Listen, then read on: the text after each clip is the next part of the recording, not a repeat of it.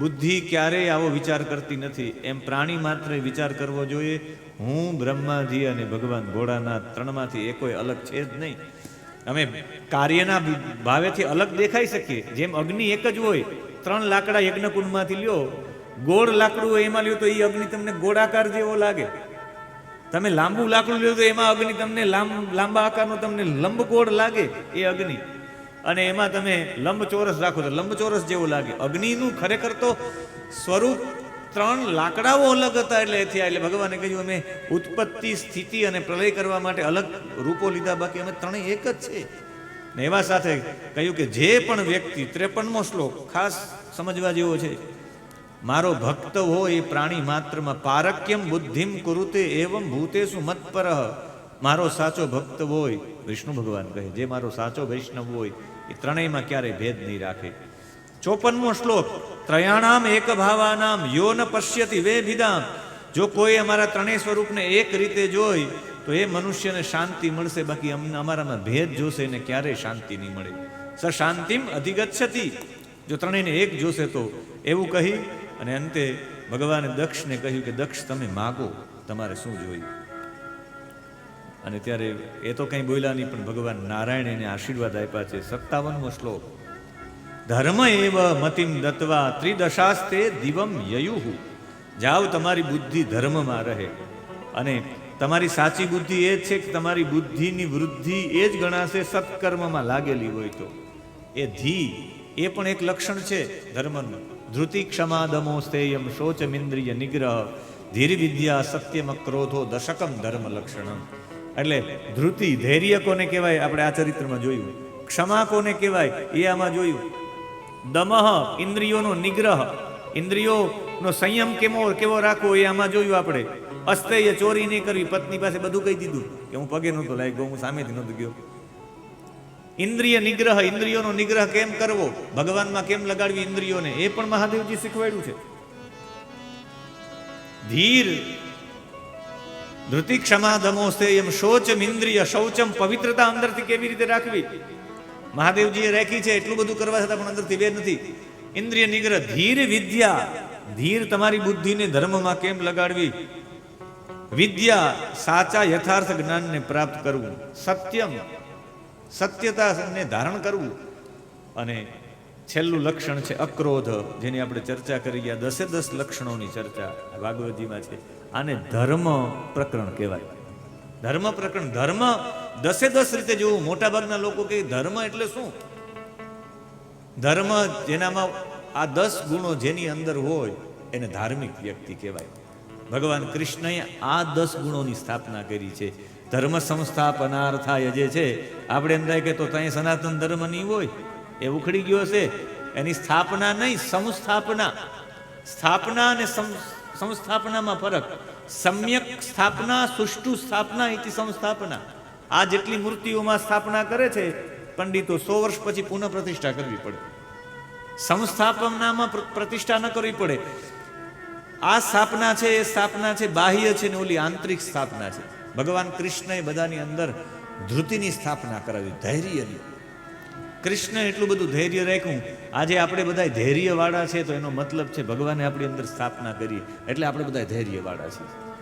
ક્ષમા, આપણે એમ કે મોહમ્મદ ગજનવી આવીને એટલા આક્રમણ કરી દે, મોહમ્મદ ઘોરી આવીને પૃથ્વીરાજ ઉપર આક્રમણ કરે. ક્ષમાનો ગુણ આપણામાં સ્થાયી હતો. ચોરી નહીં કરવી એટલે કોઈનું પડાવી ન લેવાની વૃત્તિ આપણી અંદર છે, એનો મતલબ છે સ્થાપના કરેલી હતી. ભગવાન કૃષ્ણએ આ પરિશ્રમ કરીને આવી સ્થાપનાઓ કરી. સ્થૂલ ધર્મની ચર્ચા નથી, સૂક્ષ્મ ધર્મની ચર્ચા છે. એવા ધર્મ પ્રકરણને વંદન. અને એના પછી આ ચરિત્ર સાંભળતા સાંભળતા કોઈ પણ આ ચરિત્ર સાંભળે તો ચરિત્ર સાંભળવાથી એનો અહંકાર શૂન્ય થઈ જાય. અહંકાર શૂન્યતા માટે આ ચરિત્ર છે. ઈદં પવિત્રમ પરમીશ ચેષ્ટિતમ. ઈદં પવિત્રમ પરમીશ ચેષ્ટિતમ. ઈદં પવિત્રમ પરમીશ ચેષ્ટિતમ. ઈદં પવિત્રમ પરમીશ ચેષ્ટિતમ. એકવાર પુનઃ પુનઃ હર્ષનાદેન કરતલ ધ્વનિ માધ્યમેન વયમ પ્રણામમ કુર્મઃ. અસ્માકં મધ્યે આર્ષ કેન્દ્રતઃ સ્વામી પ્રદીપ્તાનંદ સરસ્વતી ગુરુચરણાः સમાગતાः. વયમ સ્વાગતમ કુર્મઃ. આપણે સ્વાગત કરીએ. પ્રદીપ્યાનંદજી સરસ્વતીજી આપણી વચ્ચે પધાર્યા, એટલે તાલીઓના નાદથી આપણે વધાવશું. અને પ્રદીપ્ત જેનો આનંદ છે, યસ્ય આનંદ પ્રદીપ્ત ઇતિ પ્રદીપ્તાનંદ. સતત જેનો આનંદ દીપ્ત નથી, પ્રદીપ્ત છે, એવા આર્ષ કેન્દ્રના છે અને શાસ્ત્રોના ઉપાસક છે. એટલે બંને મહાપુરુષોનું તાલીઓના નાદથી આપણે સ્વાગત કરીએ. આપણે ભગવાનના ધર્મ પ્રકરણને વિરામ કરતા પૂર્વ રાગ માલકોશ અને રાગ માલકોશમાં ભગવાનના ચરિત્રને સમર્પિત કરીએ. ઈદં પવિત્રમ પરમીશ ચેષ્ટિતમ. ઈદં પવિત્રમ પરમીશ ચેષ્ટિતમ. આપણે સ્વામી પ્રદીપ્તાનંદજીને પણ ભાગવતજી પધરાવી હાથમાં. લગભગ લોકો ભાગવતજી લઈને બેઠા છે, એટલે સામે આપ પણ ભાગવતજીનું અનુસંધાન રાખો. અમને આનંદ થશે કે શ્રોતા અને વક્તા બંનેના હાથમાં ભાગવતજી હોય. અને આ શ્લોક છે 7મા અધ્યાયનો 61મો શ્લોક. 7મા અધ્યાયમાં ધર્મ પ્રકરણ પૂરું થાય છે અને એ 61મો શ્લોક છે 7મા અધ્યાયનો 4થો સ્કંદ છે, ચતુર્થ સ્કંદ છે. અને ચતુર્થ સ્કંદના 7મા અધ્યાયના 61મા શ્લોકમાં ધર્મચરિત્ર પૂરું થાય છે. ધર્મ 10 પ્રકારના: ધૃતિ, ક્ષમા, દમો, સ્થેયમ, શોચમ, ઇન્દ્રિય નિગ્રહ, ધીર, વિદ્યા, સત્યમ, ક્રોધો, દશકમ ધર્મ લક્ષણમ. આ 10 લક્ષણો અમે સતી ચરિત્રમાં સિદ્ધ કર્યા છે. એનો આ અંતિમ શ્લોક રાગ માલકોશમાં.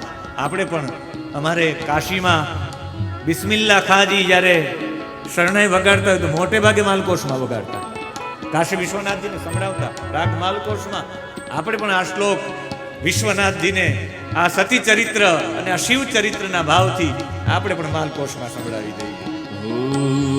ઈદં પવિત્રમ પરમીશ ચેષ્ટિતમ.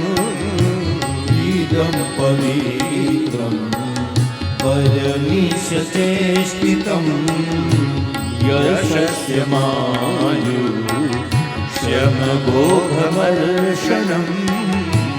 યશસ્ય માયુષ્યમ ભોગમર્ષણમ. યો નિત્યદાકર્ણ્યનરોનુકીર્તયે. યો નિત્યદાકર્ણ્યનરોનુકીર્તયે. ગુણોત્યઘં કો રવ ભક્તિ ભાવતઃ. ગુણોત્યઘં કો રવ ભક્તિ ભાવતઃ. ઈદં પવિત્રમ પરમીશ ચેષ્ટિતમ. ઈદં પવિત્રમ પરમીશ ચેષ્ટિતમ. ઈદં પવિત્રમ પરમીશ ચેષ્ટિતમ. ઈદં પવિત્રમ પરમીશ ચેષ્ટિતમ. ઈદં પવિત્રમ ઈદં પવિત્રમ ઈદં પવિત્રમ. ઇદમ પવિત્રમ, આ પવિત્ર, પરમ ઈશ ચેષ્ટિતમ, પરમેશ્વર ભગવાન શિવનું આ જે પવિત્ર ચરિત્ર છે. અને એ ઈષ્ટિતમ, ચેષ્ટિતમ, યશસ્ય, આયુષ્યમ, અઘોઘમ, મર્ષણમ. આ 3 વસ્તુ કરનારું છે આ ચરિત્ર જે સાંભળે. આપણે આખું ચરિત્ર સાંભળ્યું, આપણા જીવનમાં શું એનો અનુભવ થયો? પહેલો એ અનુભવ થયો કે આ ચરિત્ર છે યશ વધારનારું છે. અને યશ ક્યારે વધે? અહંકારનો નાશ થાય ત્યારે છે. અહંકારનો નાશ થઈ જાય. દક્ષનું ચરિત્ર સાંભળવાથી તમારી અંદર નિપુણતા આવે. તો નિપુણતાનો અર્થ એવો નથી કે કોઈને નીચો બતાવવો, કલ્યાણકારી કામોનો વિરોધ કરવો. આ ચરિત્રને શ્રવણ કરતા કરતા યશની વૃદ્ધિ થઈ જાય છે, આયુષ્યની પ્રાપ્તિ થાય છે. આ યજ્ઞાત્મક ધર્મ છે સંપૂર્ણ, જે પૂર્વમાં આપણે ચર્ચા કરી 7 યજ્ઞોની, શ્રૌત યાગોની. બૃહસ્પતિ સૌ નામનો યાગ થતો હતો, એના પહેલા વાજપેયી નામનો યાગ કર્યો હતો.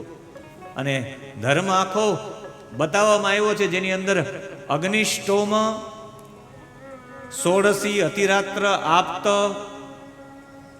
વાજપેયી, અરિયામ, આવા બધા શ્રૌત યાગો છે, એ યજ્ઞાત્મક ધર્મ છે.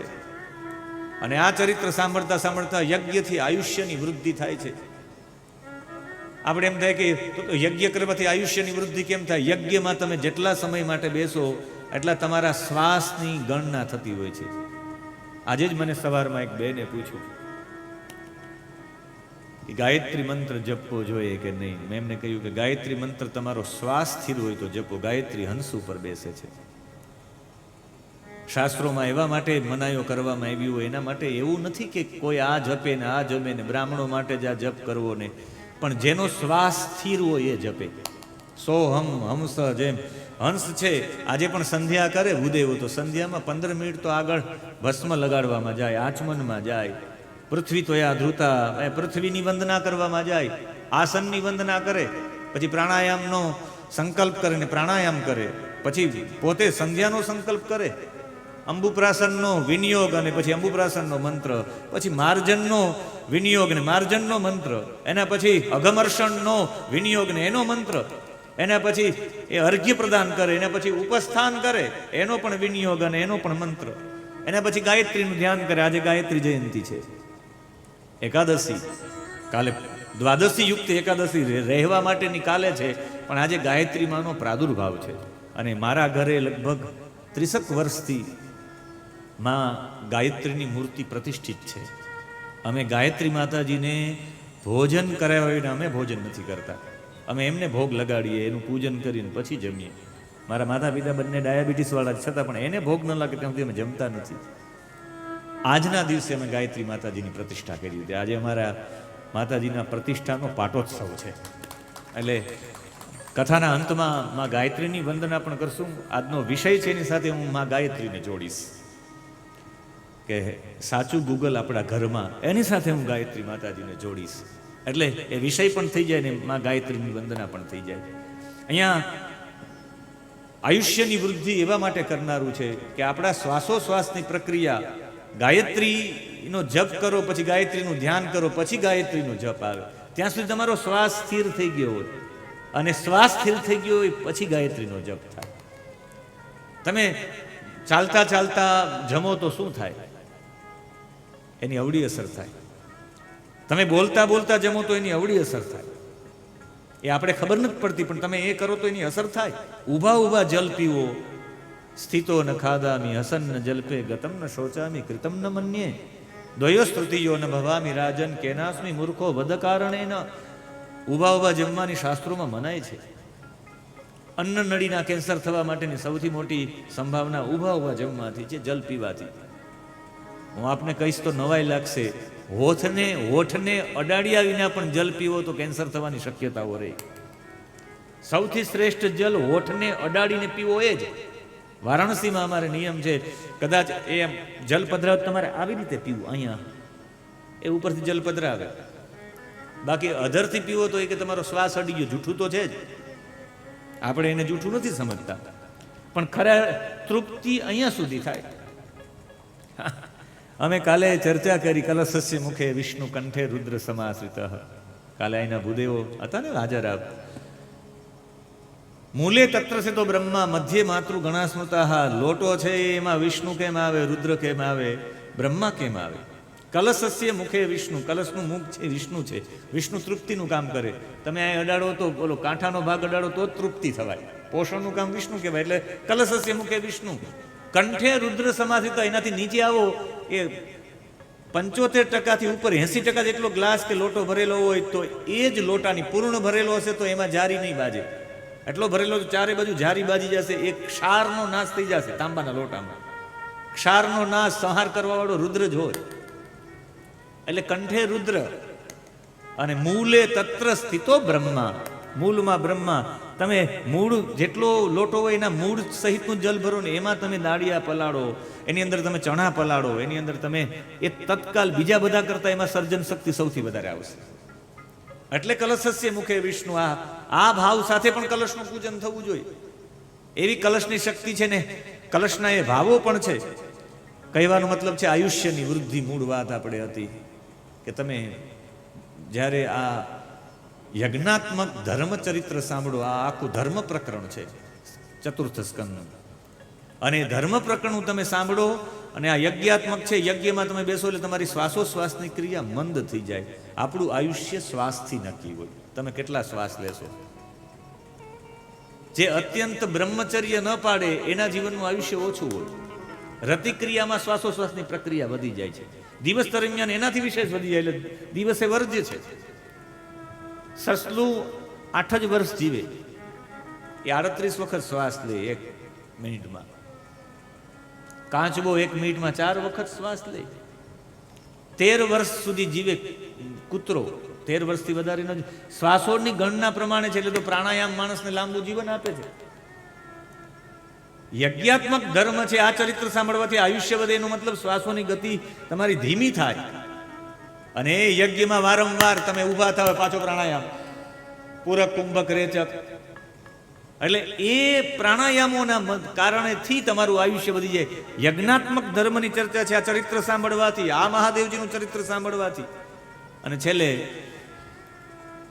પાપોનું અઘમર્ષણમ, પાપોનું મર્ષણ થઈ જાય.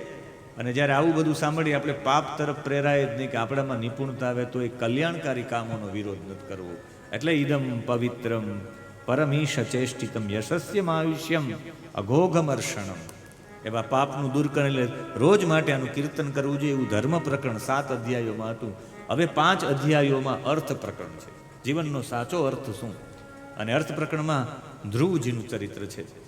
મૈત્રેયજી કહે છે કે હે વિદુરજી, સનત કુમારો, નારદ, ઋભુ, હંસ, અરુણી, યતિ બ્રહ્માજીના નૈષ્ટિક બ્રહ્મચારી પુત્રો હતા, જેણે ગૃહસ્થાશ્રમમાં પ્રવેશ જ નથી કર્યો, જેનાથી કોઈ સંતાન નથી થયું. આનો મતલબ સ્પષ્ટ થાય છે કે સંન્યાસ પરંપરા પૂર્વથી ચાલી આવે. શંકરાચાર્યજી તો એને વેગ આપ્યો છે. બાકી પ્રિયવ્રતના 10 દીકરાઓમાંથી 3 દીકરાઓ, પ્રિયવ્રતને ઉતાનભાઈ, એમાં 3 દીકરાઓ સંન્યાસી બન્યા હતા. એનાથી આગળ જતા ઋષભદેવના 9 પુત્રો સંન્યાસી બન્યા હતા. 9 યોગેશ્વરો. એની સાથે સાથે બ્રહ્માજીના પુત્રો છે, એમાં નારદ, ઋભુ, હંસ, અરુણી, યતિ, આ બધા છે. નેતે ગૃહાન બ્રહ્મસૂતા, આ બધા ઉર્ધ્વરેતસ, બધા ઉર્ધ્વરેતાઓ હતા, નૈષ્ટિક બ્રહ્મચારી. અને બ્રહ્માજીના એક પુત્રનું નામ હતું અધર્મ. અધર્મ પણ એના પુત્ર હતા. અધર્મએ મૃષા સાથે વિવાહ કર્યા. તમારામાં જ્યારે અધર્મ પ્રવેશ થાય, અધર્મ ક્યારે પ્રવેશ થાય? તમારી અંદર મૃષા આવે. મૃષા એટલે જૂઠાણું. એટલે ભાગવતજીના પ્રથમ સ્કંદમાં જેનો ઉલ્લેખ આપણે કર્યો હતો કે આ જેટલી પણ આ છે તેજો વારી મૃદામ યથા વિનિમયો યત્ર ત્રિસર્ગો મૃષા. અમૃષા ત્યાં અર્થ છે. મૃષા એટલે જૂઠાણું. જૂઠાણા સાથે વિવાહ થાય, જૂઠાણા સાથે તમે જોડાવો એટલે તમારામાં અધર્મ ઉત્પન્ન થાય. અને એનાથી જે દીકરો થાય એ બીજો કોઈ દીકરો નહીં, દંભ અને માયા, આ બેનો જન્મ થાય. દંભ અને માયા જ્યારે બંને જોડાય સાથે ત્યારે નિકૃતિનો જન્મ થાય. શઠતા આવે, દંભ અને માયા જીવનમાં ભેગા થાય. અને એ શઠતાનો જન્મ થાય એનાથી ક્રોધ અને હિંસા આવે. અને ક્રોધ અને હિંસાથી કલહ અને દુરુક્તિ આવે. દુરુક્તિ એટલે અપશબ્દો. કલહ કરવાની, તમે જ્યારે પહોંચી ન શકો, તમારું ધાર્યું ન થાય, ત્યારે તમે ઝઘડો કરવા માટે ઉતરી જાવ. એ કલહ અને અપશબ્દ દુરુક્તિ એની જન્મ થાય. અને એ કલી અને દુરુક્તિથી, એ કલહ અને દુરુક્તિથી ભય અને મૃત્યુનો જન્મ થાય છે. એમ અધર્મ છે ભગવાનના હૃદયથી ધર્મ પ્રગટ થયો, ભગવાનની પીઠથી અધર્મ પ્રગટ થયો છે. અધર્મનું પ્રકરણ આપીને સીધું જ કહ્યું, મનુ અને શત્રુપાના 2 પુત્રો, જે 3 દીકરીની ચર્ચા થઈ ગઈ, દેવહૂતિ, આકુતિ અને પ્રસૂતિ. દેવાહા હુયંતે યયાસા, દેવહૂતિ જેની ચર્ચા થઈ ગઈ બહુ વિશદ પ્રમાણમાં. હવે દીકરાની ચર્ચા છે, પ્રિયવ્રત અને ઉત્તાનપાદ. ઉત્તાનપાદ રાજાની કથા છે. સુરુચિ અને સુનીતિ 2 પત્નીઓ હતી. વિષ્ણુ પુરાણમાં એની કથા છે. સુનીતિથી સંતાન ન થયા એટલે એણે સુરુચિને સ્વયંવરમાં લઈ આવ્યા હતા.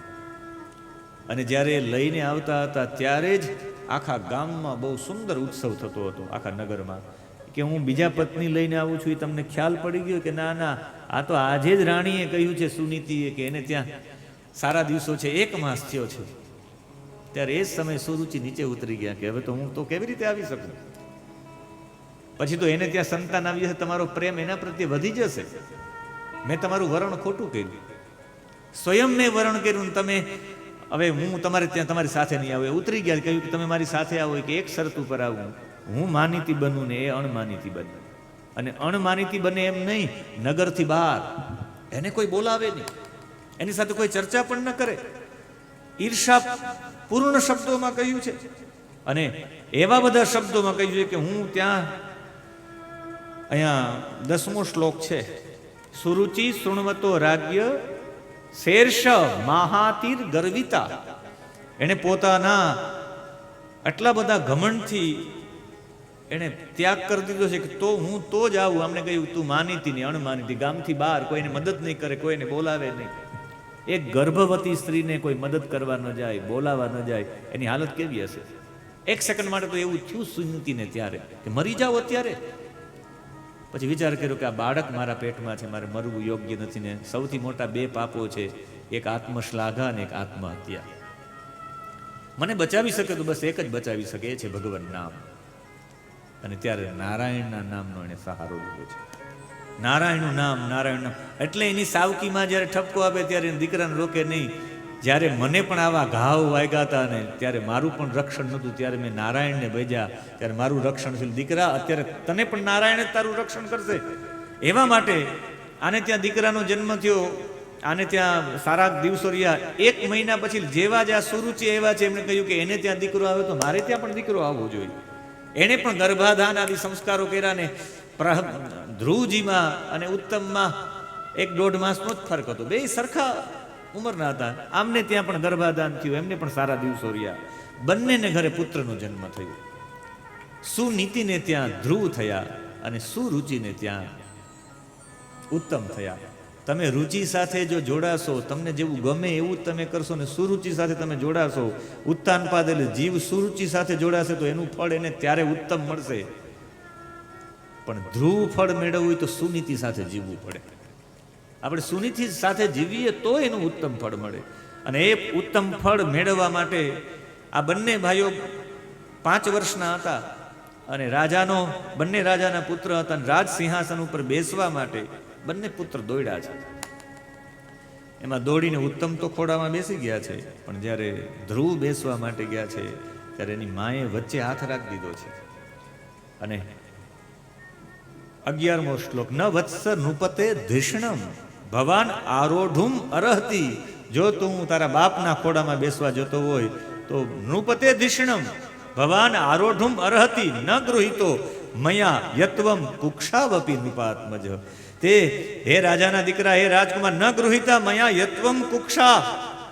મારા કુક્ષથી, મારા પેટથી તે જન્મ નથી લીધો, એટલે તું તારા પિતાજીના ખોડામાં ન બેસી શક. ન આરોઢુમ અરહતી, તું એના બાપના ખોડામાં ન બેસી શક. જો તારે બેસવું જ હોય તો એક કામ કર, તું પરમ પુરુષ નારાયણની આરાધના કર. 13મો શ્લોક, તપસા આરાધ્ય પુરુષમ તસ્યૈવ અનુગ્રહેણ મેં. જો નારાયણની આરાધના કર ને નારાયણની આરાધનાથી એની કૃપા તારા ઉપર થાય તો માગજે કે મારે સુરુચિના ગર્ભમાં આવવું છે, તો મારા ગર્ભમાં આવી શકીશ, તો બેસી શકીશ. અને એવું કર્યું, જ્યારે ધક્કો માર્યો છે, જેમ લાકડી મારે ને સાપ ફૂફાડા મારે એમ મારવા માંડ્યા છે. અને મારતા મારતા ધ્રુવે લાંબો શ્વાસ લઈને પોતાના હોઠ ફફડાવતો ફફડાવતો પોતાની મા પાસે ગયો છે. સંતો છે પોતાની સુગંધ ક્યારે સંતાપમાં પણ પોતાની સુગંધને ન છોડે. માએ અભિશાપ ન આપ્યો. માએ તો કહ્યું કે બેટા સાચી વાત છે કે આવા મને શબ્દો કહ્યા છે. સુરુચિએ જે પણ કંઈ કહ્યું હતું બરાબર બધું સંભળાવી દીધું. 18મો શ્લોક, સત્યમ સુરુચ્યા અભિહિતમ ભવાન મેં યદ દુર્ભગાયા ઉદરે ગૃહિત. ત્યારે કહ્યું કે બેટા, સૌથી વધારે તો તે મારા ગર્ભથી જન્મ લીધો, તું મારા દૂધથી ઉછેરો છે, મારા ઉદરમાં મોટો થયો છે, એ જ તારું દુર્ભાગ્ય છે. આનાથી મોટું દુર્ભાગ્ય બીજું કોઈ હોય જ ન શકે. તે સુરુચિના પેટે જન્મ લીધો હોત તો એ માં હોવા છતાં પણ તને બિલકુલ બરાબર કહી રહી છે, જો ઉત્તમ રાજ સિંહાસન બેસવા માટે ઈચ્છતો હોય તો તારે દ્વેષ ભાવ છોડીને તારી માએ જેમ કહ્યું એવા ભગવાન નારાયણનું તું ભજન કર. અને દીકરા, આપણે એમ થાય 5 વર્ષના દીકરાને એની માં નારાયણના ભજન માટે મોકલી દે, આવી કઈ માં હશે? એનો અર્થ એ થાય કે એને પણ નારાયણનું ભજન કરીને જે શાંતિ મળી હતી એવું વિચાર નહોતું કે તું ભગવાનને મેળવીને પ્રાપ્ત કર. કહ્યું કે લૌકિક અલૌકિક મોક્ષ સુખ બધાની પ્રાપ્તિ ફક્ત ને ફક્ત ભગવાનના ભજનથી જ થાય છે. તારા દાદા મનુએ મોટા મોટા યજ્ઞો કર્યા, દક્ષિણાવાળા, અનન્ય ભાવે ભગવાનની આરાધના કરી અને લૌકિક અલૌકિક આનંદ પ્રાપ્ત કર્યો. તારે અલૌકિક લૌકિક આનંદની પ્રાપ્તિ કરવી હોય તો તું બસ ભગવાન નારાયણને તું ભજ.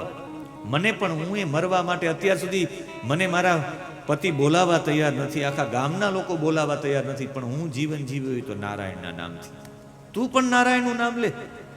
અને માને પગે લાગી નીકળી ગયા. એટલે માએ એને જવા દીધા છે. કારણ કે જે શબ્દવેદી બાણ વાગ્યા હતા, એક ક્ષત્રિયનો બાળક છે, એનું હૃદય વિંધાઈ ગયું હતું. માં બરાબર જોઈ શકતી હતી કે હું ગમે એટલા આશ્વાસનો આપીશ, એનાથી આને શાંતિ નહીં મળે જેટલી એને ભજનથી શાંતિ મળશે. ક્યારેક ક્યારેક ઉપદેશથી શાંતિ ન મળે, ક્યારેક ભજનથી શાંતિ મળે, ક્યારેક ક્યારેક જવાબો બધાને પૂછવાથી ન મળે, તપથી મળે. એટલે તો નારદજી બદ્રીનાથ ગયા હતા કે બદ્રીનાથ જઈને હું તપ કરીશ અને આ જવાબ મેળવી કે સત્કર્મ કોને કહેવાય. અને બદ્રીનાથ જતા હતા અને સનતકુમારો મળી ગયા. બદ્રીનાથમાં તપ કરવા માટે જતા હતા. એ સમયે આમણે પણ વિચાર કર્યો, જતા હતા કે આને શાંતિ તો ભગવાનનું ભજન જ આપી શકશે. અને નારદજી રસ્તામાં મળ્યા ને કહ્યું કે તારી ઉંમર લક્ષયામ કુમારસ્ય સક્તસ્ય ક્રીડનાદિષુ 27મો શ્લોક. તારે અત્યારે તો રમવામાં તારી ખેલકૂદમાં મસ્ત રહે, અત્યારે તારે ન જવું જોઈએ. વાઘ વરુનો ડર બતાવ્યો છે. ઘણું બધું કહ્યું. ત્યારે ધ્રુવે એટલું જ કહ્યું કે હે ભગવાન, સુખ દુઃખની જેમ આ ચિત્ત એકદમ ચંચળ થઈ જાય છે સુખ દુઃખથી. તમે કૃપા કરીને મને શાંતિનો સારો ઉપાય બતાવ્યો છે. અજ્ઞાનની દ્રષ્ટિએ જોવું હોય તો તમે જેમ જોતા હોય, પણ મારું ઘણું કરીને મારો વિનય સાથે હું કહું છું કે કટુ વચન રૂપી મારું હૃદય બળી ગયું છે. સુરુચ્યા દુર્વચોર બાણેર ન ભિન્ને શ્રયતે હૃદય. મારું હૃદય બળી ગયું છે, એમાં ઉપદેશથી હવે ઠરશે નહીં આ હૃદય. અને જો આપ મને કંઈક કહેવા માંગતા હોય તો આપ બ્રહ્માજીના પુત્ર છો, સંસારના કલ્યાણ માટે વીણા વગાડતા વગાડતા સૂર્યની જેમ 3 લોકમાં વિચરણ કરતા રહો છો. એવું કંઈક કૃપાવા લાયક હોય તો કહો, બાકી આપને પ્રણામ છે. જ્યારે નીકળી ગયા ત્યારે આમને એવું થયું નારદજીને કે ના, આની નિષ્ઠા તો છે જ. સન્નિષ્ઠ વ્યક્તિને ગુરુ શોધવા ન જવા પડે, સન્નિષ્ઠ વ્યક્તિઓને ગુરુ સામેથી મળે. અને માતા સુનીતિ, નારદજીએ કહ્યું કે સુનીતિએ તને જે કલ્યાણનો ઉપદેશ આપ્યો છે, ભગવાન વાસુદેવ જ બધાનો ઉપાય છે. તારું ચિત્ત એમાં જોડી દે, બેટા તારું કલ્યાણ થશે. તારે યમુનાના તટ ઉપર જવાનું છે. પુણ્યમ મધુવનમ યત્ર સાનિધ્યમ નિત્યદા હરે હે 42મો શ્લોક. પુણ્યમ મધુવનમ, જ્યાં સૌથી વધારે પુણ્યકારી ક્ષેત્ર છે મધુવન, અને એની વિશેષતા છે યત્ર સાનિધ્યમ નિત્યદા હરે હે. હરે હે નિત્ય, નિત્યદા સાનિધ્યમ યત્ર, જ્યાં નિત્ય હરિ રહે છે, હરિની અનુભૂતિ નિત્ય થઈ શકે એવા સ્થાનમાં જઈ અને તારે રેચક, પૂરક અને કુંભક એમ પ્રાણાયામ કરવાનો. ધીમે ધીમે મન અને ઇન્દ્રિયોના દોષોને દૂર કરી નાખવાના અને ભગવાનનું ધ્યાન ધરવાનું છે. આ નાસિકા અને ભવા અને કપોલ સોહામણા છે એવા ભગવાન નારાયણનું ધ્યાન ધરવાનું છે. અને એ ધ્યાન ધરતા ધરતા તારે એક મંત્રનો જપ કરવાનો છે. યમ સપ્તરાત્રમ પ્રપઠન પુમાન પશ્યતિ ખેચરાન. જે કોઈ પણ 7 રાત્રિ સુધી આ મંત્રનો જપ કરે એને રાત્રિના સમયે આકાશમાં વિહાર કરનારા સિદ્ધોનું દર્શન થાય. અને આ મંત્ર 12 અક્ષર મંત્ર છે. ઓમ નમો ભગવતે વાસુદેવાય. આ મંત્રનો જપ કરજે. એટલું જ નહીં, આ મંત્રથી તું પૂજા કરજે, વિશુદ્ધ જળ અર્પણ કરજે ભગવાનને, પુષ્પમાળા અર્પણ કરજે. 55મો શ્લોક. સલિલેહી શુચિભિઃ માલ્યેર વન્યેર ફૂલમ મૂલ ફલાદિભિઃ. તું ભગવાનને બધું દુર્વાંકુરા વનમાં જઈને બધું અર્પણ કરજે તુલસી. આ જ મંત્રથી તને ભગવાનની કોઈ શિલા કે કોઈ મૂર્તિ ન મળે તો પૃથ્વી કે જળમાં ભગવાનની પૂજા કરજે. નિત્ય સંયમ ચિત્ત રહી, મનનશીલ શાંત સ્વભાવથી રહી. અને પ્રભુની પૂજા માટે કોઈ ઉપચારોનું વિધાન કરવામાં આવ્યું છે, બધા શ્રી હરિને આ જ મંત્રથી અર્પણ કરશે. જીવનમાં ક્યારેક મંત્ર દ્રઢ બની ગયો હોય છે. મારા નાના ગાયત્રી મંત્રથી જ પૂજા કરે, ગમે ત્યાં જાય. એ શિવજીને જલ ચડાવે તો ગાયત્રી મંત્રથી જ ચડાવે. એ વિષ્ણુ ભગવાનની પૂજા કરવા માટે બેસે તો એ ગાયત્રી મંત્રથી જ કરે, બધું ગાયત્રી મંત્રથી. આજે ગાયત્રી જયંતિ છે એટલે એમનું સ્મરણ કરું કે એ તારે દ્વાદશ અક્ષર મંત્ર છે. 58મો શ્લોક, પરિચર્યા ભગવતો યાવત્ય પૂર્વ સેવિતા તા મંત્ર હૃદયે નૈવ પ્રયુંજાન મંત્ર મૂર્તયે. તમારે આ જ મંત્ર જપે રાખવો અને આ મંત્ર જપતા જપતા તું આ બધું કરજે. ને કેવા ભગવાનનું ધ્યાન ધરજે, ભગવાનની શબ્દ ચિત્ર અહીંયા આપવામાં આવ્યું છે.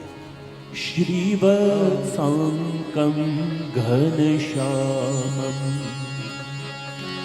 પૂરુષં વનમાલિનં. શ્રીવત્સાંકં ઘનશ્યામં પુરુષં વનમાલિનં.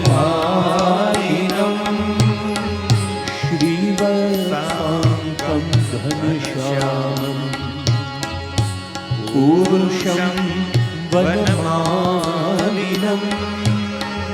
શ્રીવત્સાંકં ઘનશ્યામં. 47મો શ્લોક છે 8મા અધ્યાય.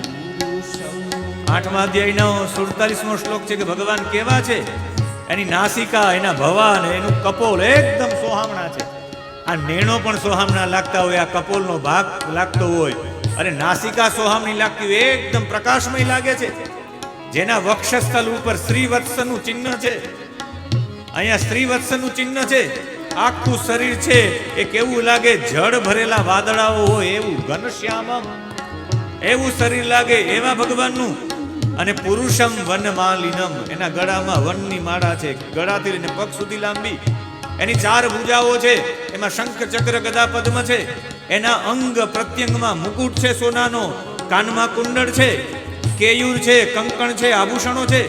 રેશમનું પિતાંબર પહેરેલું છે, રેશમનું ઉપવસ્ત્ર છે, કમર ઉપર સોનાનો કંદોરો છે. આ બધા શ્લોકો 47, 48, 49 અને 50, ચારે 4 શ્લોક ભગવાનનું વર્ણન છે. શ્રીવત્સાંકં ઘનશ્યામં પુરુષં વનમાલિનં. શ્રીવત્સાંકં ઘનશ્યામં પુરુષં વનમાલિનં.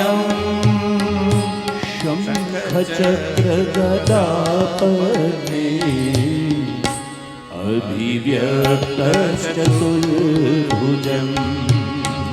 શંખચક્ર ગદાપદ્મે અભિવ્યક્તશ્ચતુર્ભુજં.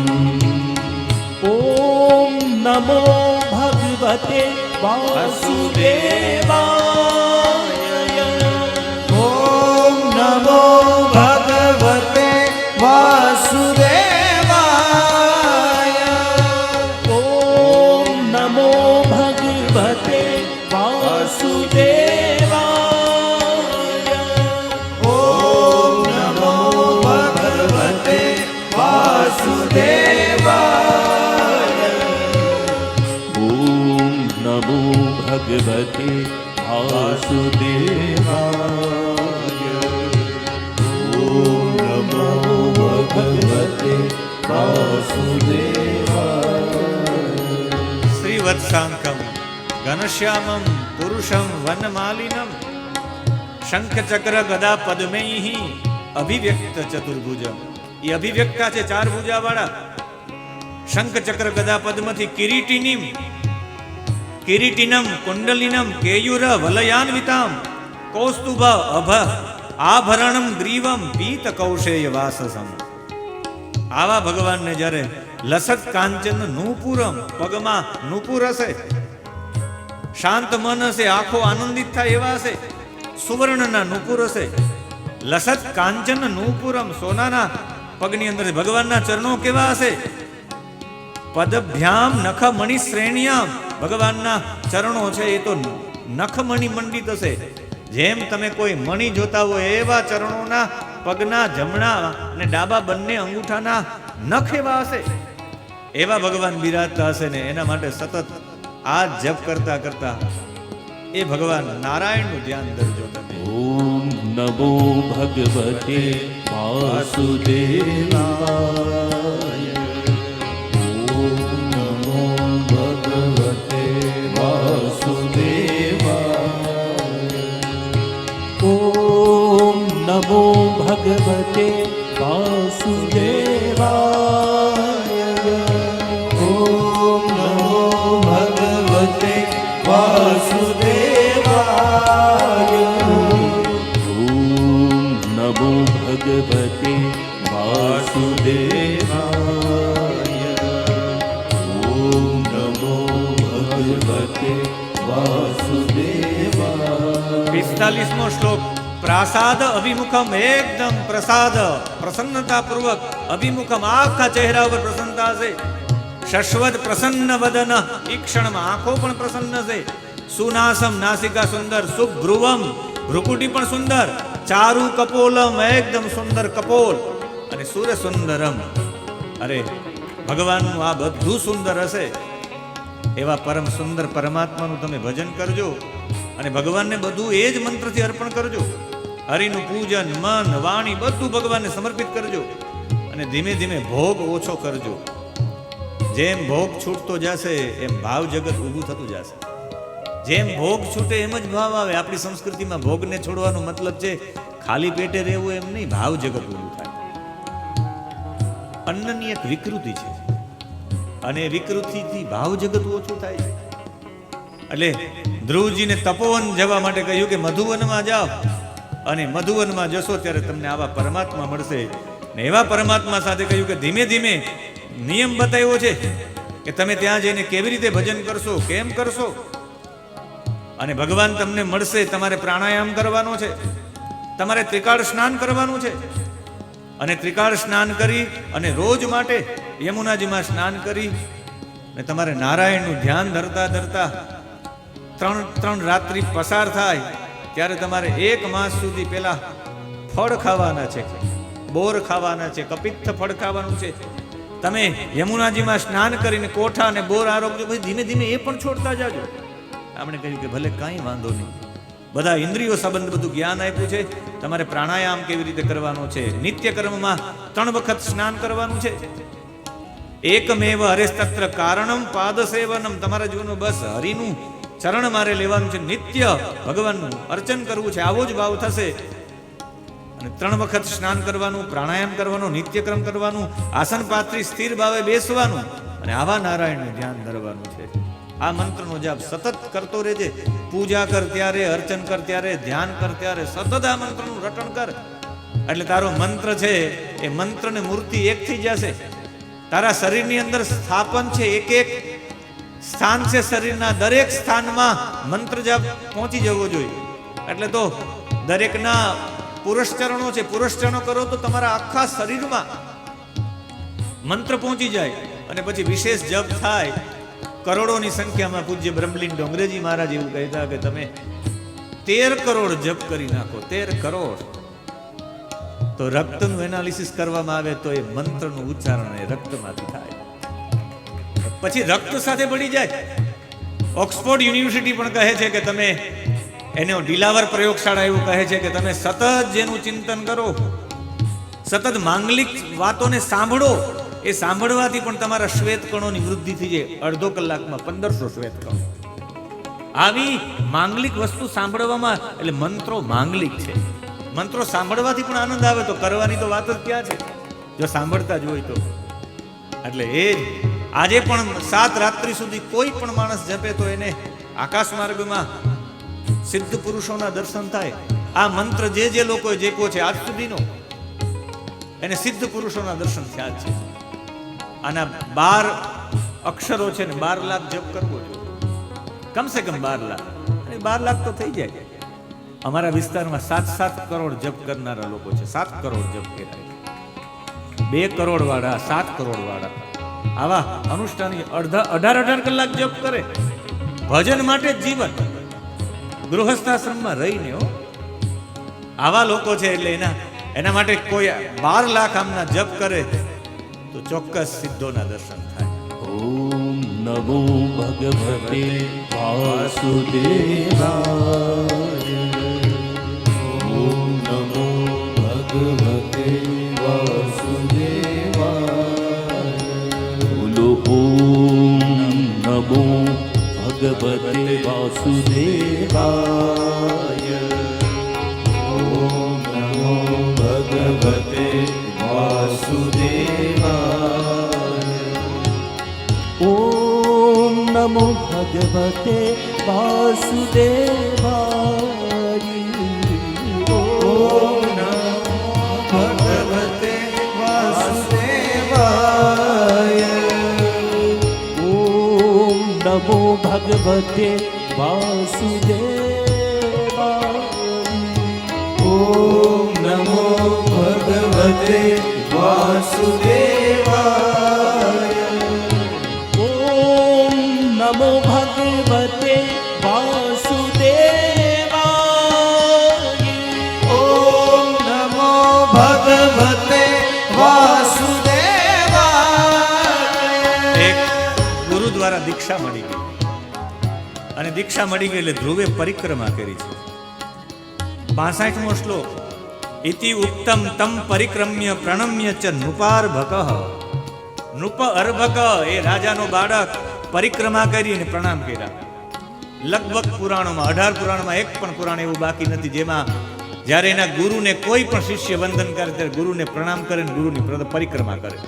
આ દરેક પુરાણોમાં છે. કોઈ એવું પુરાણ નથી જેમાં ગુરુને વંદન કર્યા હોય. ગણેશ પુરાણથી લઈ ઉપપુરાણોમાં પણ પ્રણામ કરીને પરિક્રમા કરવી મહાપુરુષની ઉર્જા ચારે તરફની લેવી એ પરિક્રમા છે. ચારે તરફથી એની ઉર્જા લઈને પછી પ્રયાણ કર્યા છે. જેવા આ તરફ ગયા છે ધ્રુવ મધુવનમાં, આ તરફ પહોંચી ગયા છે ધ્રુવ મહારાજજીના પિતાજી પાસે ઉત્તાનપાદ પાસે. અને ઉત્તાનપાદ પાસે નારદજીએ પહોંચીને કહ્યું કે તમે આ દીકરાએ મેં રોકવાનો પ્રયત્ન કર્યો, દીકરાનો આ જવાબ હતો. મધુવનમાં જઈને આવી રીતની સાધના કરવા માટે ગયો છે નારાયણને મેળવવા માટે. ત્યારે રાજા રેડ્યા છે ઉત્તાનપાદ. ઉત્તાનપાદે કહ્યું છે કે સુતો મેં બાલકો બ્રહ્મન. 65મો શ્લોક. શ્રેણેન કરુણાત્મના નિર્વાસિત 5 વર્ષ સહ માત્રા મહાન કવિ. આમાં જવાબ છે 65મા શ્લોકમાં. નિર્વાસિત 5 વર્ષ. મેં 5 વર્ષના સમયે જ મેં એને કાઢી મૂક્યો છે. સહ માત્રા મહાન કવિ. ખરા અર્થમાં એ બહુ બુદ્ધિશાળી કવિ હતો, બહુ તીવ્ર બુદ્ધિનો હતો, પણ મેં એમને કાઢી મૂક્યો. સહ માત્ર મેં પૂર્વમાં એમની માતાને પણ કાઢી નાખી હતી. એટલે મને એનો ખેદ છે. કહ્યું કે તમે સહેજ પણ ખેદ ન કરો, બાળકની ચિંતા ન કરો. એને જગતમાં સૌથી મોટો યશ મળશે, એવડો યશ આ જગતમાં કોઈને નહીં મળે. એવો યશ મળશે, તમે ચિંતા ન કરો. કારણ કે મેં એને એક મંત્ર આપ્યો છે. યશ અપાવવા માટેનો આ મંત્ર છે. જે આ મંત્રનો જપ કરે એને યશની પ્રાપ્તિ થાય. 68મા શ્લોકમાં કે તત પ્રભાવમ અવિજ્ઞાય પ્રામુક્તે યદ યશો જગત. આ જગતમાં એને યશ મળશે. આ મંત્ર યશ અપાવનારો પણ છે. એટલે એને મંત્ર મળ્યો છે. તમે જરાય ચિંતા ન કરો. તત પ્રભાવમ અવિજ્ઞાય, એના પ્રભાવને આપ જાણતા નથી. એની પાસે મંત્ર છે. ઓમ નમો ભગવતે વાસુદેવાય. ઓમ નમો ભગવતે વાસુદેવાય. પહોંચી ગયા છે ત્યાં. અને જે જ આ મંત્ર સાથે રોજ જે ભગવાનનું ભૂમિ ઉપર પથ્થર ઉપર જ્યાં મળે ત્યાં ભગવાનનું પૂજન કરે, અર્ચન કરે. અને રાજપાટ ને બધું છોડીને ઉદાસીન વ્રત ધારણ કરીને અને પિતાજી ત્યાં એના દીકરાની ચિંતા કરે છે. ને આ બાજુ મધુવનમાં જઈ યમુનાજીમાં સ્નાન કર્યું અને પવિત્રતાપૂર્વક ઉપવાસ કરીને નારદજીના અનુસાર નારાયણનું ધ્યાન ધર્યું છે. ઓમ નમો ભગવતે વાસુદેવાયના જપ સાથે. અને ધ્યાન ધરતા ધરતા એને ખ્યાલ ન રહ્યો કે આટલા ઓતપ્રોત થયા નારાયણની મૂર્તિમાં. 3 રાત્રિ વ્યતીત થઈ ત્યારે આંખ ખુલે. અને 3 રાત્રિ પછી ત્યાં હોય તો બોર કે કોઠું કંઈક આરોગી લઈ ફરી હરિની ઉપાસનામાં લાગી જાય. 1 માસ એવી રીતે પસાર કર્યો છે. અને એવો માસ પસાર થયો એટલે બીજા માસમાં પ્રવેશ કર્યો. બીજા માસમાં હવે 6 દિવસે આંખ ખુલે છે. 6 દિવસે પોતાના નિર્વાહ કરવા માટે હવે 6 દિવસે સૂકા પાંદડા અને ઘાસ લે છે. ધીમે ધીમે ભોગનો ત્યાગ અને ભાવ જીવનની વૃત્તિ થતી ॐ नमो भगवते वासुदेवाय ॐ नमो भगवते वासुदेवाय ॐ नमो भगवते वासुदेवाय ॐ नमो भगवते वासुदेवाय ॐ नमो ત્રીજા માસે પહોંચ્યા. ત્રીજા મહિને 9 દિવસે ખાલી જલપાન કરીને. ચોથો માસ આવ્યો તો 12 દિવસે એને રુચિ થાય છે ભોગ તરફ. આપણે એમ થાય કે 12 દિવસથી આંખ જ ન ખોલી એમ નહીં, એ કરતા પણ 12 દિવસ સુધી એને રુચિ જ ન થતી ભોગ તરફ. હવે તો 12 દિવસે ખાલી વાયુ ગ્રહણ કરે. એ વાયુ લે કે ન લે એ પણ એને ખબર ન હતી. આટલી એકાગ્રતા. અને 5મો માસ શરૂ થયો ત્યાં તો ધ્રુવે શ્વાસને જીતી લીધો. ભગવાનના ચિંતનમાં થાંભલાની જેમ નિશ્ચળ ઉભો રહી ગયો એક પગે. ધ્યાયન બ્રહ્મ પદ એકેન, એક પગ દ્વારા. તસ્તો સ્થાણુ ઇવાચલ, જાણે 76મો શ્લોક. બે હાથ ઊંચા કરીને એક પગ ઉપર ઉભો રહ્યો, જાણે કોઈ સ્થાણુ નિશ્ચળ ભાવે ઉભો રહ્યો થાંભલાની જેમ. पद्मे मास्यनु प्राप्ते जीवश्वासो नृपात्मजः पंचमे मास्यनु प्राप्ते जीतश्वासो नृपात्मजः पंचमे मास्यनु प्राप्ते जीतश्वासो नृपात्मजः पंचमे मास्यनु प्राप्ते जीतश्वासो नृपात्मजः ध्यायन् ब्रह्मपदेन तस्यो स्थाणुरिवाचल ध्यायन् ब्रह्मपदेन तस्यो स्थाणुरिवाचल ॐ नमो भगवते वासुदेवाय ॐ नमो भगवते वासुदेवाय नमो भगवते वासुदेवाय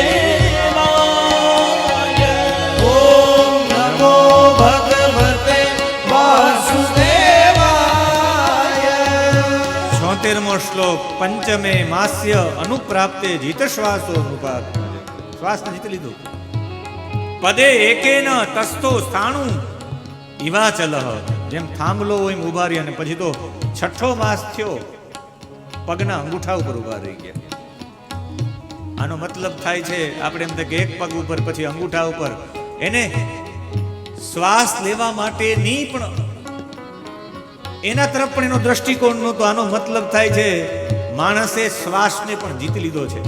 માણસ ધ્યાન ધરતો હોય તો સૌથી પહેલા આસનને જીતે, આસનને જીતે પછી શ્વાસને જીતે, શ્વાસને ઓળખતા થઈ જાય, શ્વાસને ઓળખતા થઈ પછી પ્રાણને ઓળખતા થઈ જાય, અને પ્રાણને ઓળખતા થાય. પ્રાણ વાહન છે આત્મા, અને એ ઓળખતા થઈ જાય પછી તો એને ખ્યાલ જ નહીં કે એ ક્યાં છે.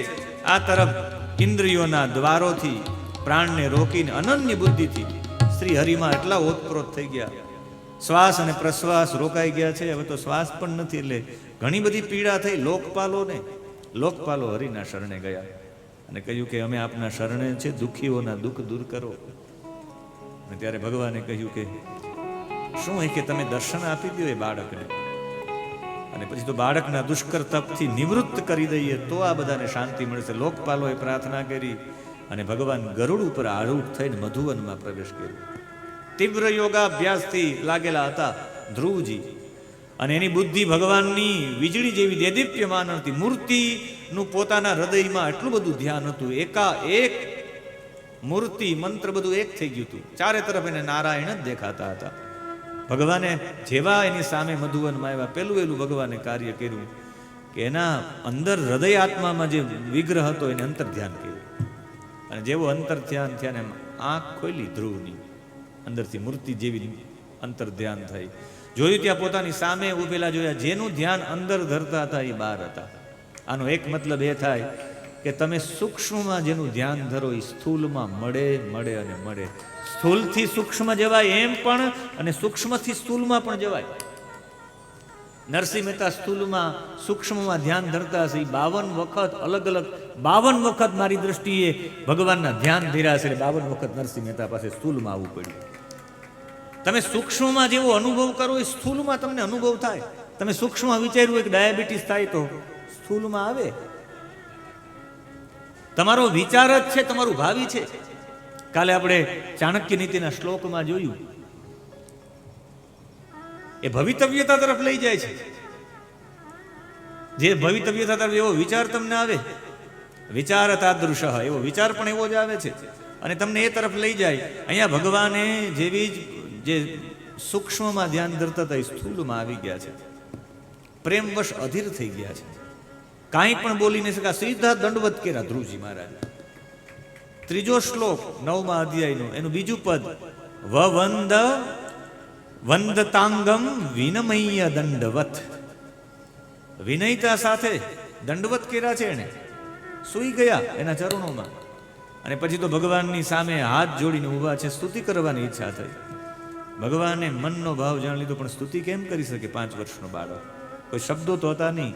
કૃતાંજલિમ બ્રહ્મમય ન કંબુના, એ બ્રહ્મમય, વેદમય, જ્ઞાનમય કંબુના શંખ દ્વારા પસ્પર્શ, જ્યારે સ્પર્શ કરાયો, બાલમ કૃપયા કપોલે, કપોલના ભાગમાં સ્પર્શ કરાયો, સીધા કપોલની અસર અહીં મનમાં થઈ. મનમાં બહુ રાજી હોય તો આ કપોલ બહાર નીકળી જાય, મૌનથી બહુ દુઃખી હોય તો કપોલ નીચે બેસી જાય. આ બેનો સંસર્ગ છે ને. જેવો સ્પર્શ કરાયો એ કરવાની સાથે વેદમય દિવ્ય વાણી પ્રાપ્ત થઈ ગઈ. કારણ કે વેદમય જ બ્રહ્મમય ને કંબુના શંખ જ સ્પર્શ કરાવવામાં આવ્યો. અને શંખની વિશેષતા છે, તમે કાનમાં આમ રાખો તો ઓમ ઓમ ઓમ સંભળાય. એ બ્રહ્મમય છે. અને જેવો જ શંખનો સ્પર્શ કરાયો ને વિશ્વવિખ્યાત એવી હરિની સ્તુતિ થઈ. 12 અક્ષરો હતા. એ 12 અક્ષરો 12 શ્લોકોમાં પ્રવર્તિત થયા છે. યોંતઃ પ્રવિશ્ય મમ વાચમ ઇમામ પ્રસુપ્તામ, ત્યાંથી આરંભ થયો છે. સંજીવયતિ અખિલ શક્તિધરસ્વધામના અન્યાંશ્ચ હસ્તચરણ શ્રવણત્વગાદીન પ્રાણાન નમો ભગવતે પુરુષાય તુભ્યમ. યો અંત પ્રવિશ્ય, યહ અંત પ્રવિશ્ય, જે મારા અંતકરણમાં અંદર પ્રવેશ કરીને મમ વાચમ ઇમામ વાચમ, મારી આ વાણીને, કઈ વાણીને? પ્રસુપ્તામ, સુતેલી વાણીને. સંજીવયતી, એને જીવિત કરનારા. અખિલ શક્તિ ધરસ્વ ધામના, પોતાના પ્રકાશથી, સ્વધામના પોતાના પ્રકાશથી. ભગવાન આપે જ મારા આ હસ્ત, ચરણ, શ્રવણ, ત્વગ, આ બધું છે. એમાં બધામાં ચેતના આપનારા આપ જ છો. એટલે આપને હું વારંવાર નમસ્કાર કરું છું. જોવા જઈએ તો ભગવાન આપ ભિન્ન રૂપે દેખાવ છો, બાકી તો આપ એક જ છો. ભગવાન આપણા ચરણ તળનો આશ્રય કોણ નથી લેતા? દરેક એવો કોઈ મનુષ્ય નથી જેણે તમારા ચરણોનો આશ્રય ન લીધો. 8મો શ્લોક, વિસ્મર્યતે કૃતવિદામ કથમાર્ત બંધો. આ જગતમાં કૃતજ્ઞ મનુષ્ય આપના ચરણ કમળોને કેવી રીતે ભૂલી શકે? અને એ ભૂલી શકે કૃતજ્ઞ ન કહેવાય, કૃતજ્ઞ ન કહેવાય. અને ભગવાન આપની ઉપાસના સિવાય બીજો કોઈ ઉદ્દેશ્ય, જો કોઈ આપની ઉપાસના માટે, આપની ઉપાસના કરવા માટે જો એનો બીજો કોઈ ઉદ્દેશ્ય હોય ભગવત પ્રાપ્તિ સિવાયનો, તો એ ચોક્કસ તમારી માયા વડે છેતરાઈ ગયો છે. આજે એને ખબર પડી ગઈ છે. જો ભગવત પ્રાપ્તિ સિવાય અન્ય કોઈ પણ, 9મો શ્લોક, અર્ચંતી કલ્પક તરુ કુણપોપભોગ્ય મિચ્છંતિ યસ્પર્શજમ નિરયેપી નૃણામ. કોઈ વ્યક્તિ આપની ઉપાસના ભગવત પ્રાપ્તિ વિના કરે તો એ છેતરાણો છે એમ સમજવાનું માયા છે. આપની ઉપાસના આપની પ્રાપ્તિ માટે જ થવી જોઈએ. અને ભગવાન સૌથી વધારે તો મને આ જીવને આનંદ ત્યારે થાય, 2 વસ્તુમાં જીવને આનંદ થાય. યા નિવૃત્તિ તનુભૃતામ તવ પાદ પદ્મ ધ્યાનાદ ભવત જનકથા શ્રવણેન વાસ્યાત. 2 રીતે નિવૃત્તિ થાય, 2 રીતે આનંદ મળે. એક તવ પાદ પદ્મ, તમારા ચરણ કમળ છે, એ ચરણ કમળનું ધ્યાનાદ, એનું ધ્યાન કરીએ તો આનંદ આવે. તમે ભગવાનના ચરણ જોવા જાય તો શું છે? પદભ્યાંગુ શુદ્રો અજાયત. તમે જે તિરસ્કૃત થયેલા લોકો, નીચે પડેલા લોકો, એને જ્યારે મદદ કરો ત્યારે જે આનંદ થાય. જમવા કરતા કોઈને જમાડો. અહીં રામ રોટી છે, છાસ કેન્દ્ર, ભુજમાંથી કોઈ ભૂખો ન જાય. સામાન્ય ટોકનમાં ટિફિન ભરી જાઓ. અમારે બનારસમાં અન્નપૂર્ણા મંદિરમાં લાઈન લાગી હોય ભોજન. બીજું એક આશ્રમ છે, જે આશ્રમમાં આજે પણ મુક્તમાં ભોજન મળે છે. જેને જમવું હોય 15 લોકો આવે તો 15 લોકોને બનાવી દે. ત્યાંના એક શેઠ છે, એ પણ અન્નક્ષેત્ર ચલાવે, કાંઈ લીધા વિના. અને સૌરાષ્ટ્રમાં અને કચ્છમાં તો ગામે ગામ છે. અમારે ભાવનગર સાઈડમાં બગદાણા બાપા સીતારામને ત્યાં કોઈ ચાલીને જતા હોય, એ ગામડામાંથી કોઈ ચાલીને જતા હોય તો એનો હાથ પકડીને કે આ મારો દીકરો છે, એના ઉપર માથે હાથ મૂકાને કે તમને મારા એકના એક દીકરાના સોગંદ છે, જો રોટલો લીધા વિના જાવ તો. આજે પણ એ ભાવનગર વિસ્તારમાં આવો ભાવ છે. એટલે જે તિરસ્કૃત થયેલા લોકો હોય, જે નીચે પડેલા લોકો હોય, એવા જે છે એવા લોકોને જ્યારે એવા લોકોને પ્રત્યે તમારું ભાવ થાય ત્યારે જે આનંદ આવે. એટલે તવ પાદ પદ્મ ધ્યાના, તમારા ચરણ કમળનું ધ્યાન, એક ભાવ આ પણ છે. અને ભગવાનના ચરણોનું ધ્યાન કરી તો સ્વાભાવિક યા નિવૃત્તિ, સ્વાભાવિક આનંદ આવે જ છે. અને બીજું ભવત જનકથા, તમારી કથા નહીં, ભવત જનકથા, તમારા ભક્તોની કથા. જેટલો આનંદ ભગવાનની કથામાં આવે એના કરતાં ભગવાનના ભક્તોની કથામાં વિશેષ આનંદ આવે. ભક્તમાલ સાંભળો. અમે 2 વખતથી અંજારમાં ભક્તમાલ કર્યું તો હજી પૂરું નથી થયું. 2 વખત ભક્તમાલ કર્યું. નહીં, ભક્તમાલના ચરિત્રો જેવા છે. તમારા ભક્તના ભગવાન, તમારા ભવત જન કથા, તમારા ભક્તોની કથા સાંભળીએ ત્યારે પણ આનંદનો પાર ન રહે. ભક્તોની કથામાં આપણે એવું થાય કે ભગવાન તો સામર્થ્યવાન છે, પણ ભક્ત તો આપણા જેવો જ હોય ને. એની વાત સાંભળીને આપણે એમ થાય કે ઓ, આણે આવું જીવન જીવવું છે. એટલે એ સાંભળવાથી જીવોને આનંદ થાય છે. તો હે વિશુદ્ધ હૃદયવાળા પરમાત્મા, અમને એક કામ કરો. ભક્તિમ મુહુ પ્રવહતામ ત્વયી મે પ્રસંગો, 11મો શ્લોક. ભૂયાદ અનંત મહતામ અમલાશયાનામ. બસ અમને એટલું કહો કે કોઈ અમલાશયાનામ, કોઈ એકદમ વિશુદ્ધ હૃદયવાળા હોય ને, એવા મહાત્મા જે હોય, મહતામ, એવા મોટા પુરુષો હોય, એની સાથે પ્રસંગ મેં પ્રસંગ, એની સાથે ભેટો કરાવી દો. અમારા જીવનમાં મોટા મહાપુરુષોનો સંગ છે કે જે આપનામાં અવિરત ભક્તિ મોહ, વારંવાર આપનામાં લીન થતા હોય, અવિરત આપનામાં ભક્તિભાવ હોય, એનો સંગ મળે. એના સંગથી હું તમારા ગુણો, લીલા, કથામૃતનું પાન કરતા કરતા ઉન્મત્ત થઈ જાઓ અને સહજ રીતે આ ભવસાગરને પાર થઈ જાઓ. ભવસાગરને પાર થવા માટેનો ઉપાય છે મોટા પુરુષોનો સંગ. કાલે આપણે ચર્ચા થઈ ને, ભાગ્ય રે મળ્યો અમને મહાપુરુષનો સંગ. અને એવા તમે ભગવાન સ્થૂળ વિરાટ છો ભગવાન, પણ ભગવાન એ વિરાટ છે. તમારું એ વિરાટ સ્વરૂપ તો હું કદાચ અનુભવી શકું, પણ તમારા નિર્ગુણ નિરાકાર પરબ્રહ્મના સ્વરૂપને હું જાણતો નથી. વિશેષ તો બીજું નથી, પણ પોતાની અખંડ ચિન્મય દ્રષ્ટિથી, આપણી બુદ્ધિથી, મને 3 અવસ્થાનો હું સાક્ષી છું પરમાત્મા. વિદ્યા અવિદ્યાથી વિપરીત ગતિવાળી શક્તિઓથી નિરંતર તમે પ્રગટ કરતા રહ્યો. વિદ્યા અવિદ્યા મને એમાં કંઈ ખબર નથી પડતી, પણ બસ આપને કહું છું, આપ આનંદની મૂર્તિ છો અમારા માટે. ભગવંશ તવ પાદ પદ્મ આશીષ તથાનું ભજત પર પુરુષાર્થ મૂર્તે હે. એ ભગવાન, તમે આનંદની મૂર્તિ છો. લોકો નિષ્કામ ભાવે નિરંતર ભજન કરતા રહે, બસ એવું જ જોઈએ છે. મારે રાજ્ય ભોગ એવું કંઈ નહીં, પણ ચરણ કમળોની પ્રાપ્તિ થાય એ ભજનનું સાચું ફળ છે.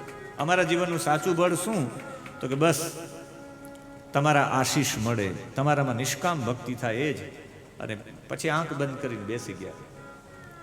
ભગવાન એના અંતરની આશા જાણી ગયા છે કે તારે મારું ધામ, મારા ચરણ પ્રાપ્ત કરવા છે, મારું ધામ જોઈએ છે. અને મારું ધામ જોઈએ છે એનો મતલબ છે ગ્રહો, નક્ષત્રો, તારાગણ જેની પરિક્રમા કરે એવો વિષ્ણુ લોક જોઈએ છે. તો એના માટે તારે તારા પિતાજીના રાજ્ય સિંહાસન ઉપર બેસવું પડે. જોજો, નારાયણ કહે છે, તારે પહેલેથી ભવિષ્યવાણી ભગવાને કરી દીધી. આપણે થોડા દિવસો પહેલા જોયું હતું કે જે પ્લેનમાં બેસે એના માટે ભુજ, અંજાર અને ગાંધીધામ ત્રણેય એના માટે ભૂત, ભવિષ્ય અને વર્તમાન. એ તો આપણા માટે ભૂત, ભવિષ્ય અને વર્તમાન ઊંચા હોય એના માટે તો ત્રણેય સરખા જ લાગે. એમ આણે ભગવાને એને કહી દીધું છે. 22મો શ્લોક. 37 વર્ષ સાહસ્ત્રમ રક્ષિતા વ્યા હતેન્દ્રિય, કે તમે 36,000 વર્ષ સુધી હું તમારા ઇન્દ્રિયોની શક્તિને યથાવત રાખીશ.